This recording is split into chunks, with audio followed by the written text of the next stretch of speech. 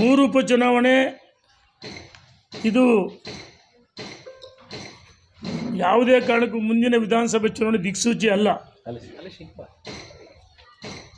ಕಾಂಗ್ರೆಸ್ನವ್ರು ಏನಾದರೂ ನಾವು 3 ಉಪಚುನಾವಣೆ ಗೆದ್ದುಬಿಡ್ತೀವಿ ಅಂತಂದರೆ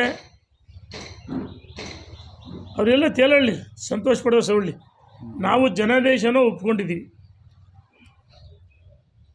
ಸ್ಪಷ್ಟವಾಗಿ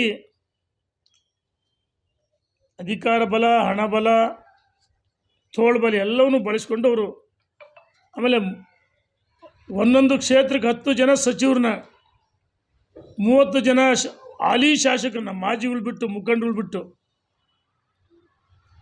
CM DCM ಅವ್ರಿಗೆ ತಾಕೀತು ಮಾಡಿದರು, ನೀವು ಇಷ್ಟು ಹಣ ಖರ್ಚು ಮಾಡಲೇಬೇಕು, ಈ ರಾಜ್ಯದ ಅಭಿವೃದ್ಧಿ ನೋಡಲಿಲ್ಲ, ಅವರಿಗೆ ಕಡ್ಡಾಯವಾಗಿ 10 ಜನ ಸಚಿವರುಗಳು, 30 ಜನ ಶಾಸಕರುಗಳು, ಉಳಿದಂತೆ ಮಾಜಿಗಳು, ಮುಖಂಡರುಗಳು ಎಲ್ಲ ಡೆಫಿಟ್ ಮಾಡಿದ್ರು. ಹಣ ಬಲ ತೆಗೆದುಕೊಂಡು ಚೆಲ್ಲಿ ಗೆದ್ದರು. ಇದ್ರ ಜೊತೆಗೆ ಗೃಹಲಕ್ಷ್ಮಿ ಇವರು ಚುನಾವಣೆ ಬಂದ ಮಾತ್ರ ನೆನಪಾಗುತ್ತೆ. ಲೋಕಸಭೆ ಚುನಾವಣೆ 2-3 ದಿವಸ ಮುಂಚೆ ಹಾಕಿದರು, 2 ತಿಂಗಳದು. ಮೊನ್ನೆ ವಿಧಾನಸಭೆ ಚುನಾವಣೆಗೆ ಅದೇ ರೀತಿ ಮಾಡಿದರು ಗೃಹಲಕ್ಷ್ಮಿ ಹಣ. ಹಾಗಾಗಿ ನಾವು ಸೋತಿರ್ಬೋದು. ಸೋತರು ಭಾರತೀಯ ಜನತಾ ಪಾರ್ಟಿ ಸಂಘಟನೆ ಬಲ ಕುಗ್ಗಿಲ್ಲ. ಆ ಪುಣ್ಯಾತ್ಮ ವಾಜಪೇಯಿ ಕಾಲದಿಂದ ನಮ್ಗೆ ಇದೇನು ಹೊಸ್ತೇನಲ್ಲ. ಆ ಕಾಲದಿಂದಲೂ ಸೋತ ಅಭ್ಯಾಸ ಎದ್ದು ಗೆಲುವಿನ ಸೋಲೆ ಗೆಲುವಿನ ಮೆಟ್ಟಲು, ಸೋಲು ಗೆಲುವಿನ ಮೆಟ್ಟಲು, ಇದು ಸಹಜ. ಈಗ 2017ರಲ್ಲಿ 18ರಲ್ಲಿ 17 ಜನ ಕಾಂಗ್ರೆಸ್ಸಿನ JDSನ ಶಾಸಕರು ರಾಜೀನಾಮೆ ಕೊಟ್ಟು ಬಂದರು. 17ರಲ್ಲಿ 15 ಗೆದ್ದಿದ್ದು ನಾವು ಉಪಚುನಾವಣೆಗಳು. ಒಂದು ಕಾಂಗ್ರೆಸ್, ಒಂದು ಪಕ್ಷೇತರ ಗೆದ್ದಿದ್ರು 2018ರಲ್ಲಿ. 2013ರಲ್ಲಿ ಸಿದ್ದರಾಮಯ್ಯರು ಮುಖ್ಯಮಂತ್ರಿ ಆಗಿದ್ದರು. ನಂಜನಗೂಡು ಮತ್ತು ಗುಂಡ್ಲುಪೇಟೆ 2 ಉಪಚುನಾವಣೆ ಅವ್ರು ಗೆದ್ದಿದ್ರು. ಈಗ ಅವ್ರ ಸರ್ಕಾರ ಇದೆ, 3 ಕ್ಷೇತ್ರದಲ್ಲಿ ಗೆದ್ದಿದ್ದಾರೆ. ಇದು ಮುಂದಿನ ಏನವರು ಸನ್ಮಾನ್ಯ DK ಶಿವಕುಮಾರ್ ಅವರು ಮತ್ತು ಕೆಲವು ಸಚಿವರು, ಮುಖ್ಯಮಂತ್ರಿಗಳು ಮುಖ್ಯಮಂತ್ರಿ ಉಪಮುಖ್ಯಮಂತ್ರಿ ಭಾಳ ಉತ್ಸಾಹದಲ್ಲಿದ್ದಾರೆ. ಇದು ಮುಂದಿನ 2022 ಚುನಾವಣೆ ದಿಕ್ಸೂಚಿ ಅಂತ ಹೇಳ್ತಾರೆ. ಈ ಸರ್ಕಾರ ಯಾವ ಕಾರಣಕ್ಕೆ ಹೇಳ್ತೀನಿ 2022 ಸಾಧ್ಯವೇ ಇಲ್ಲ. ಅನೇಕ ಬಾರಿ ಹೇಳಿದ್ವಿ, ಅವ್ರು ಸ್ವಯಂಕೃತ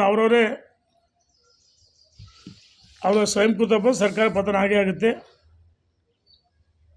ನಮ್ಮ ಕಾರ್ಯಕರ್ತರು, ಮುಖಂಡರು ದುಡ್ಡುಗಳು ಬೇಡ, ಸಂಘಟನೆ ಮಾಡೋಣ, ಒಟ್ಟಾಗಿ ಪಕ್ಷವನ್ನು ಕಟ್ಟೋಣ ಅಂತೇಳಿ ವಿನಂತಿ ಮಾಡ್ತೀವಿ. ಸೊಂಡೂರು ಜಾಸ್ತಿ ಇದಾಗಿದೆ ಅಂತ ಹೇಳಿ ಕಳಿಸೋಕ್ಕಿಂತ ಚೆನ್ನಾಗಿ ನಮ್ಮ ಸೊಂಡೂರು ಕಳೆದ ಸಾರಿ 35,000 ಮುಂದಿತ್ತು, ಈ ಸರಿ 90,000 ಚಿಲ್ಲರೆ ಅಷ್ಟೇ ಮುನ್ನಡೆ. ನಿಜವಾದ ಚುನಾವಣೆ ಸೊಂಡೂರು.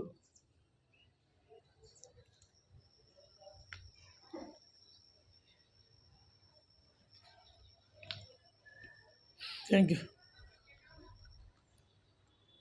ಸ್ನೇಹಿತರೆ, ಪತ್ರಿಕಾಗೋಷ್ಠಿಗೆ ತಮ್ಮನ್ನು ಸ್ವಾಗತಿಸುತ್ತಾ, ಮಹಾರಾಷ್ಟ್ರ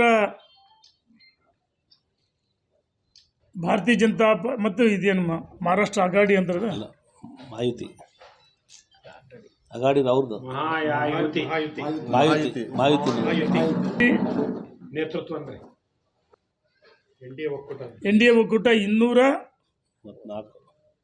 234 ಸ್ಥಾನಗಳು.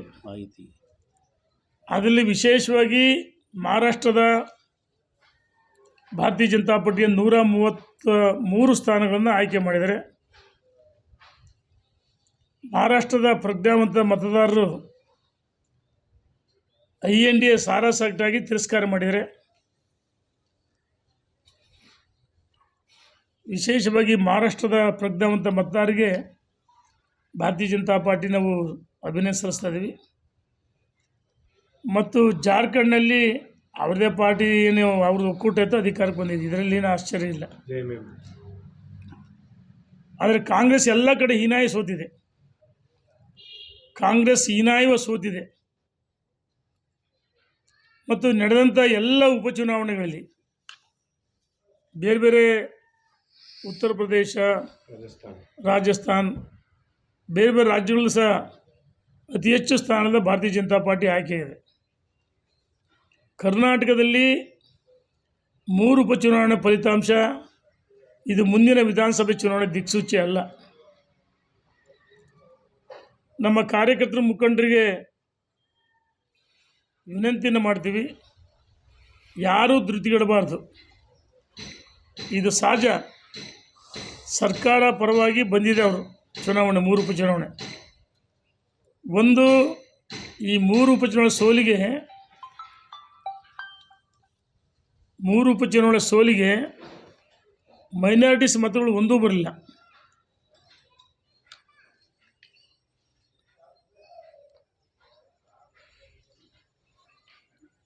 ಅವ್ರು ಓಟ್ ಹಾಕಿಲ್ಲ ಅಂತ ನಾವೇನು ಬೈಯಲ್ಲ.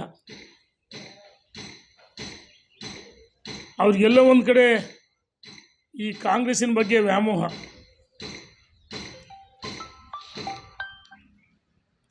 ಕಾಂಗ್ರೆಸ್ ಕೇವಲ ವೋಟ್ ಬ್ಯಾಂಕ್ ರಾಜಕಾರಣ ಮಾಡ್ತಾರೆ ವಿನಃ